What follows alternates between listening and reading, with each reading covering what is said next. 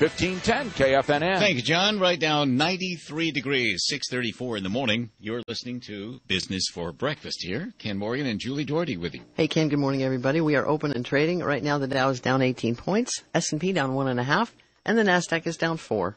It's been a while since we've chatted with our next guest. Barry Broome is here, President and CEO of the Greater Phoenix Economic Council. Barry, good morning to you. Good morning. Thanks so much for joining us here today.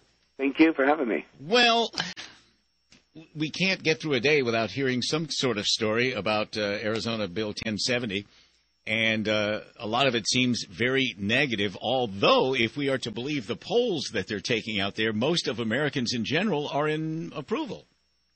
Yeah, I mean, it's obviously feeds right into the frustrations of Arizonans and other Americans that are watching the federal government not put comprehensive economic and immigration reform together on this issue. So it's it's got legs.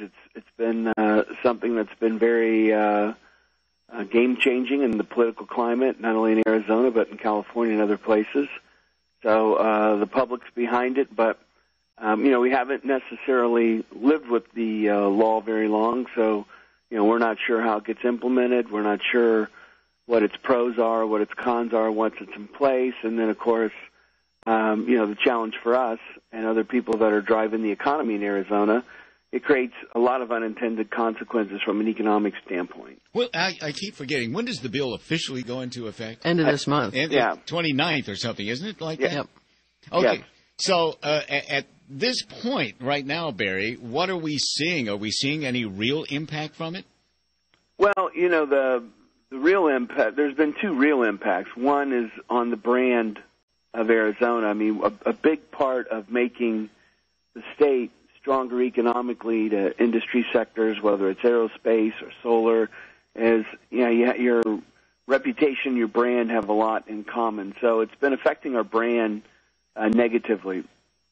The second piece that's been impacting us has been really on the tourism side, visitation, tourism, convention business. In particular, convention business has been very affected because it's really easy to say we're not going to Phoenix for the trial lawyers convention or the plumbers convention. And most of these type of associations that come in here and do large-scale convention work, a lot of them are professional associations. And, of course, they're constantly being challenged to pay attention to diversity and issues like that. So it's easy to choose Orlando over Phoenix with this issue. From our standpoint, driving business to the state, quite honestly, with the exception, we did have one company that, really put us through a tough due diligence. But, once we're talking to the company, we're able to manage the issue from an immigration standpoint or ensuring them that, this is not an anti-Hispanic or anti-Latino state, or that we have our Latino workforce, which is a very positive economic benefactor to the state, is still intact. Probably the biggest thing that we're managing now has been the public comment on 1070 that has, one, mischaracterized the law. You have to carry papers around in Arizona, or two, some of our political leaders have been overstating and misstating crime statistics on Arizona to kind of defend themselves on the shield of the criticism of this. And, the whole discussion of being the kidnapping capital of the world and being having beheadings in Arizona, those things have been, that has actually been the single biggest negative effect from our standpoint in talking to the industry, is convincing them that they won't get beheaded when they come here? Right, exactly, yeah. That we're not overwhelmed with crime. I was talking to a senator yesterday, and he asked me the same question. I said, I was actually in an office, in a CEO's office in California, and he put his hand on my shoulder, and he said, at first I was a little uncomfortable with this law, but he said, now that I realize that the city of Phoenix is under siege, with crime from this activity, I'm a lot more sympathetic to you. And I turned to him and said, we're not under siege. I live in the city of Phoenix. And crime's actually down in Arizona. Yeah, this is the safest Arizona's been since 1971. So that's the part that's probably most frustrating to me and other business leaders right now is, you signed the bill or you passed the bill or you voted for it or you wrote it, fine. The law mirrors the federal government law. That's easy to defend in a conversation with a business. That, we passed a law that mirrors the federal government. It's also very easy to defend to anyone that we have a right to border security. Absolutely. And so, the issue's got legs with the average person because, we have a right to border security and the law mirrors the federal law. But if you follow that up by saying we're the kidnapping capital of the world and people are being beheaded, now the business starts to worry that you're not safe. Right. Should the governor's office have released some kind of information that was clarifying this whole bill when it first came out so that people would understand what's actually in the bill?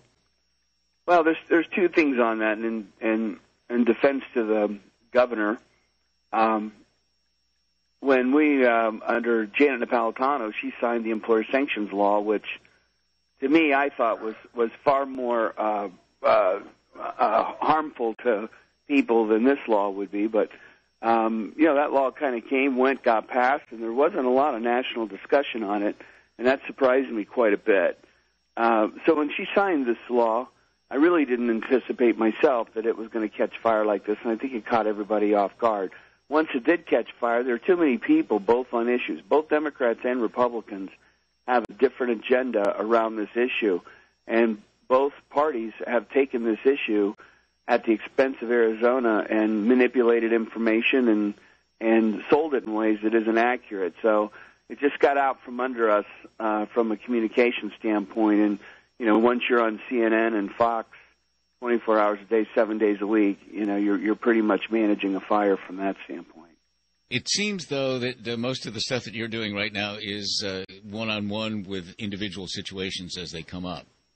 Yeah, well, we actually, our philosophy is, it's a law that mirrors the federal government, so no matter where you're at, as a state, from a commerce standpoint, your business is operating under this law, so there's no reason for us to bring it up. And so when we're working with companies, we wait for them to bring it up. If they bring it up, we just take them through the facts on the law, and it's our goal to push the discussion aside quickly so we can get to the strengths of the market. We're still a top 4 market for aerospace. I believe will be the number 1 market in the country for solar by 2014. We're doing some very exciting things at the University of Arizona and Arizona State University. Our community colleges are producing very good technical talent, and we try to focus on our strengths. Well, Barry, we appreciate your joining us this morning, and I know you've got a big job ahead of you.